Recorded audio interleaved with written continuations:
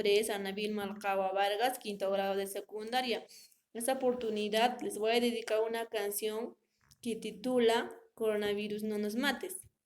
Lo voy a dedicar. Sigo viendo la televisión, las noticias cada vez peor. Este virus nos está matando. Todos juntos lucharemos, todos unidos afrontaremos. Sigo creyendo aunque duela, pronto pasará. Compañeros, compañeras, sigan luchando por sus sueños, no nos detendrá este virus. Compañeros, compañeras, sigan luchando por sus sueños, no nos detendrá este virus. Todos unidos lucharemos.